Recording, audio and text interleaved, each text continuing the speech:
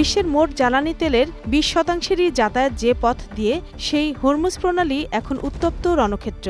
গত 28 ফেব্রুয়ারি থেকে বন্ধ থাকা এই নৌপথ নিয়ে শুরু হয়েছে নতুন স্নায়ুযুদ্ধ।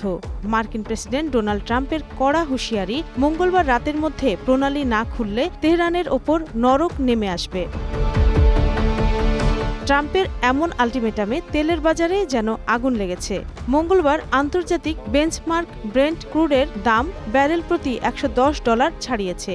অন্যদিকে যুক্তরাষ্ট্রের WTI তেলের দাম 1.1% বেড়ে দাঁড়িয়েছে $113.67। বাজার এখন চাহিদার উপর নয়, বরং ট্রাম্পের আলটিমেটামের ঘড়ির কাঁটার উপর চলছে। সরবরাহ নিয়ে অনিশ্চয়তা বিনিয়োগকারীদের আতঙ্কিত করে তুলছে, যার প্রভাব পড়ছে সরাসরি দামে।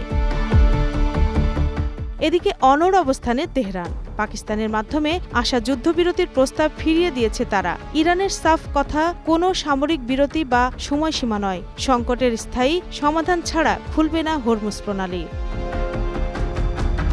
বিপদ যেন একা আসে না। কৃষ্ণসাগর অঞ্চলে রাশিয়ার কাস্পিয়ান পাইপলাইন টার্মিনালে ইউক্রেনীয় ড্রোন হামলায় বিশ্বে তেল সরবরাহ ব্যবস্থাকে আরও নাজুক করে তুলেছে।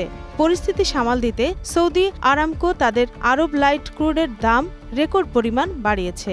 ওপেক প্লাস উৎপাদন বাড়ানোর ঘোষণা দিলেও হরমুজ প্রণালীর অচলাবস্থায় সেই তেল বাজারে পৌঁছানো এখন বড় চ্যালেঞ্জ। হরমুজ প্রণালী নিয়ে এই দড়ি টানাটানি যদি দীর্ঘস্থায়ী হয়, তবে বিশ্ব অর্থনীতিতে বড় ধরনের ধস নামার আশঙ্কা করছেন বিশ্লেষকরা।